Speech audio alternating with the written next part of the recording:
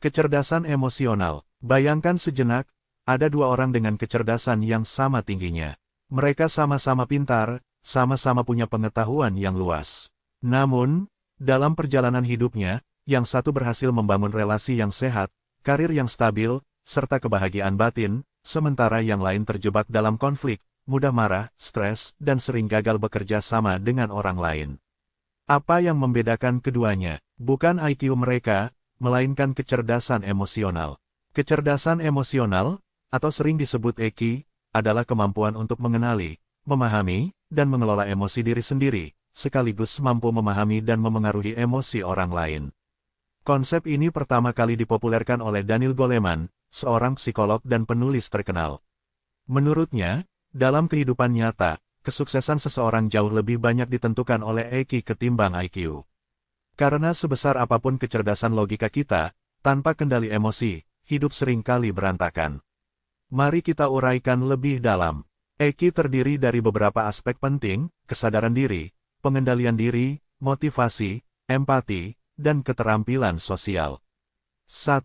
Kesadaran diri, self-awareness.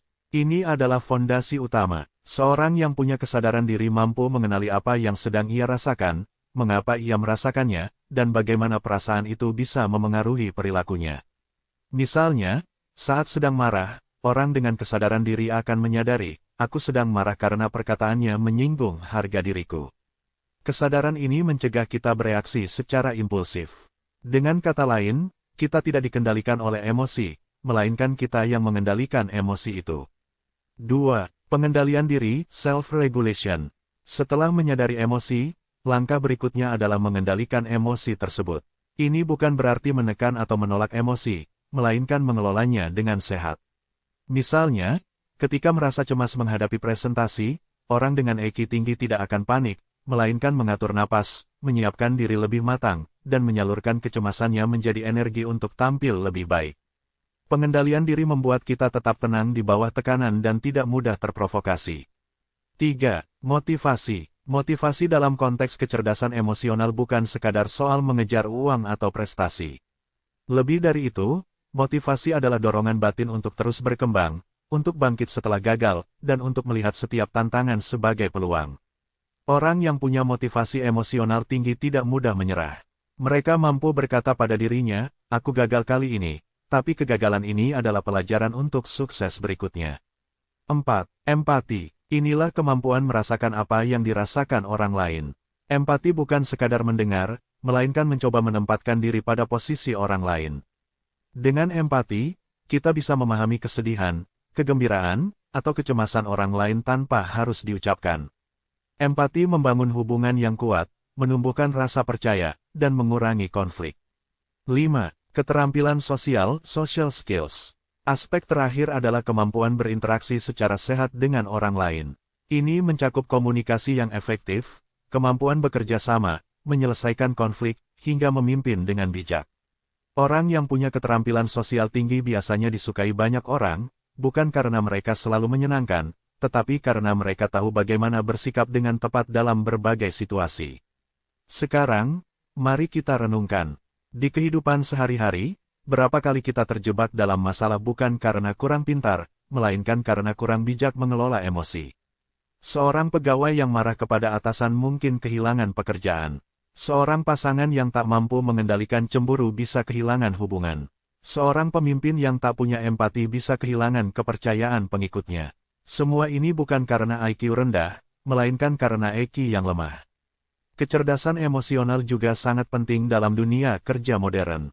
Perusahaan-perusahaan besar kini tak hanya mencari karyawan dengan nilai akademis tinggi, tetapi juga yang mampu bekerja dalam tim, berkomunikasi dengan baik, serta punya daya tahan menghadapi tekanan. Seorang manajer yang cerdas secara emosional bisa membuat timnya solid, sementara yang tidak bisa memicu konflik berkepanjangan. Namun, kabar baiknya adalah, berbeda dengan IQ yang cenderung stabil sejak lahir, EQ bisa dilatih dan dikembangkan. Ada beberapa cara praktis. Pertama, biasakan self-reflection, meninjau kembali emosi yang kita rasakan setiap hari. Kedua, latih kesabaran dalam menghadapi situasi yang memicu emosi. Misalnya dengan teknik pernapasan, atau menunda reaksi sejenak. Ketiga, belajar mendengarkan orang lain tanpa langsung menghakimi. Keempat, berlatih komunikasi asertif, jujur menyampaikan perasaan tanpa menyakiti. Dan terakhir, belajar menerima kegagalan sebagai bagian dari perjalanan, bukan akhir dari segalanya. Sobat, jika kita ingin hidup lebih damai, sukses, dan bahagia, maka kunci utamanya bukan hanya kecerdasan otak, tetapi juga kecerdasan hati. EQ adalah seni memahami diri dan orang lain. Dengan EQ yang tinggi, kita bisa menjadi pribadi yang lebih bijaksana, lebih sabar, lebih tangguh, dan lebih disukai banyak orang. Pada akhirnya, kecerdasan emosional bukan hanya soal bagaimana kita mengendalikan diri, tetapi juga bagaimana kita bisa memberi makna pada hubungan kita dengan orang lain. Sebab manusia, sejatinya, adalah makhluk yang saling terhubung. Jadi, mari kita mulai melatih diri. Mulailah dari hal kecil, sadar ketika marah, belajar mendengar tanpa memotong pembicaraan, atau tersenyum pada orang lain. Karena setiap langkah kecil dalam melatih kecerdasan emosional, pada akhirnya akan menciptakan perubahan besar dalam hidup kita.